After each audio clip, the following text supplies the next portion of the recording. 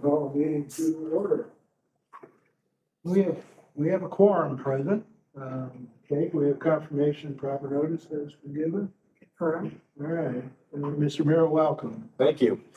Appreciate the opportunity to tee this up. The agenda items are kind of administrative in nature tonight, but I just wanted to thank you guys for your creativity on this project.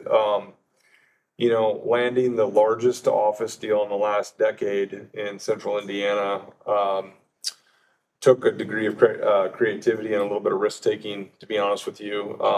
The Navient building is about, I think we've realized it's about half the size of the Chase Tower downtown in office space. And it was about 30 or 40% occupied. And the people that were in that space, the tenants were probably on their last leg, a number of them trying to sublease and things of that nature. So our worst case scenario as a city would be to sit with a 400,000 square foot office building empty. And so we really worked diligently with Buckingham to come up with kind of a master development for that south end. And there's a lot of moving pieces in this, and I appreciate you guys taking the time to understand all the different facets. But I really do believe now we're literally, knock on wood, 48 hours away or 72 hours away from closing on that building and having a corporate headquarters own it, occupy it, invest in it. In order to do that, there's some moving pieces of tenants moving in and out. And then also with the field house we're building next door, there's a document in front of you tonight. The way that we did this agreement with Buckingham was they're kind of the master developer and they're doing the multifamily. They helped us secure this building, flip it, and give it to an owner-occupied tenant. And then they're delivering a turnkey field house for us, hopefully to be open by no later than really the early part of 28. And so in order for us to do that, we need to be building this thing yesterday. And so what we're asking for, and we did this a little bit with the event center too, although I think that went through town hall building court, maybe not RDC, was basically telling them, go ahead and order the steel. Let's get going before we get our permanent financing in place. And so the agreement before you tonight is really to basically say, hey, developer, yes, keep moving, keep going, keep building. We're going to ultimately sign a lease for that facility that the city will have as a financial obligation, which won't be paid through TIF dollars, although it may be run through the RDC. Those will be general fund dollars that will be paying for that facility. And looks to have the Indy Ignite being the operator of the facility. So those are kind of all the moving pieces. And then there's the other agreement, I think, tonight that we're going to add as an agenda item that, again, with all these moving pieces, just trying to make sure that we can close on time for the owner-occupied company, and then hopefully look to move some tenants around as well. So happy to answer any questions. Grateful for you guys' support and, frankly, willingness to deal with some pretty creative projects. But I keep thinking it's better to be lucky than good. I would have never imagined when we started this conversation that we'd be sitting here 48 hours from closing on the large soft steel in the last decade, central Indiana. Any questions? So that professional services agreement, which is the item that we had sent out and it actually is on the agenda, that one is what we'll need that first approval for. And I think on the agenda as well, just from a housekeeping perspective, I see that it has Structure Point on there. We're removing that from the agenda tonight. Perfect. So it would be, we can talk about the purchase agreement or the professional services agreement that Scott outlined with Buckingham. And then we can talk about the other item for consideration to potentially add to the agenda if the board members would like to vote on it. Great. Well, let's go through the agenda and knock out some of these items rather quickly. We've got the minutes of the June 16th meeting. Members had an opportunity to review. Questions or comments? No questions. All right. How about a motion on the minutes? Second. All right. Those in favor of approving the minutes indicate by saying aye. Aye. Carries.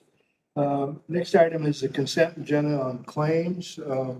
Anything of particular note, Lawrence, we should know? Nope, just your semi-annual pass through and a couple rates. Questions or comments from the members on the claims? How about a motion on the claims? Move to approve the claims. I'll second. All right, those in favor indicate by saying aye. Aye. Carries. New business, professional services agreement with Buckingham. Megan? Yep, and so that is the contract and for services that we had talked about. So this is, we know that ultimately, I guess from that deal structure, Buckingham is going to own that property. So this is for the 200,000 square foot field house. Good. Yeah, no, it's, ultimately, we will own the property. It's a lease to own, deal. So at the end of the term, we will own the facility. But in the interim, we're getting, the procurement model is, kind of a turnkey scenario. So the developer is designing, building, turning it over to us. And then the lease that we're going to have that we're currently negotiating would have, them being, they would remain responsible for certain big infrastructure aspects of the building. So one of the things that we've learned in the city is what we do well and what we don't do well. Some of the things that we don't do well on are like large structural issues. Like, let's say the HVAC system in this facility has a challenge. Our team is great, but they're not equipped to deal with a facility that size, the type of HVAC.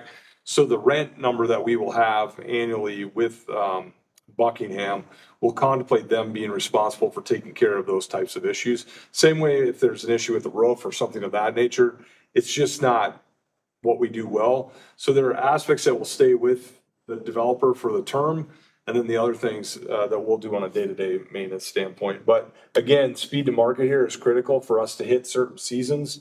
And so tonight, this is a professional services agreement that will allow them to enter into contracts for certain early order items like steel, so that we can get in line for construction.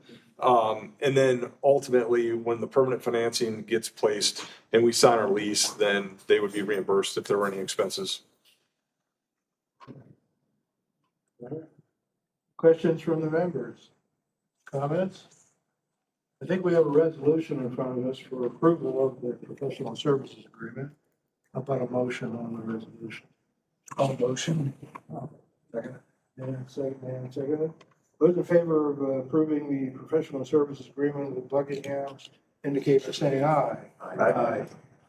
Carries. I think we have one other item, correct? Potentially.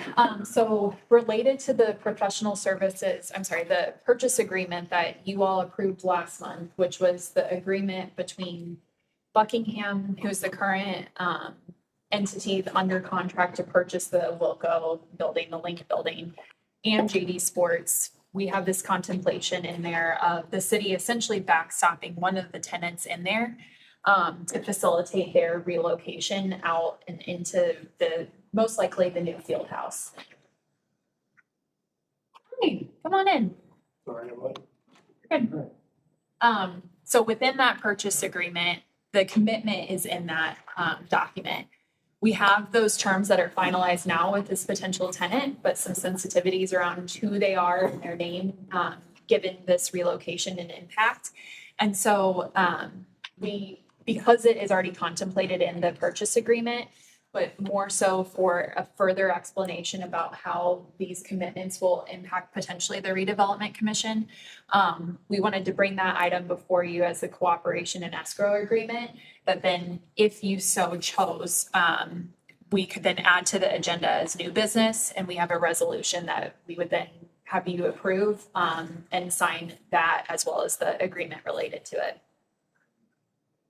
Members have had an opportunity to look at the cooperation and escrow agreement. Are there any questions or comments from members? None? How about a motion for adopting a resolution to approve? And second, those in favor of adopting the resolution approving the cooperation and escrow agreement indicate by saying aye. Aye. Carries. Do you have anything else? No, with closing scheduled for Friday, I have several agreements for you all to sign. Kay has documents as well. So Brad, it's a lot of your autographs that we need, but then the normal resolutions as well. If I can make one comment. Yeah. You gave us credit for Yeah. our ability. Really, a lot of credit goes to your team, the team that you put together. These are exciting. Yeah, but these are fun meetings. Fun projects, right? Yeah. Well, we try to keep it interesting for you guys. This is critical. I mean, again, worst case scenario, that building goes dark and it's 400,000 square feet in a time where nobody wants to own an office building in a tough office environment. And the fact that these folks are coming in here, they're excited to be in this facility. They're going to be a lot of people coming in and out of town for trainings and things of that nature, which only fuels that whole area. So I think it's a win-win all the way around. And again, it's always better to be lucky than good. And we're very fortunate that that opportunity presented itself. I will tell you, just the opportunity actually presented itself because our deputy mayor's neighbor happens to be the real estate individual for this company. And they were literally talking across the fence row one night and said that they were looking potentially to renovate or expand. And that's how the conversation literally got started. So when I say, yes, we're good that Megan, once those opportunities present themselves, we can execute on them. But it's also a little bit of luck that we happen to be living next to that guy. So I wish I was that good to facilitate. that was pretty amazing. 15 years ago. What the employment levels will be for.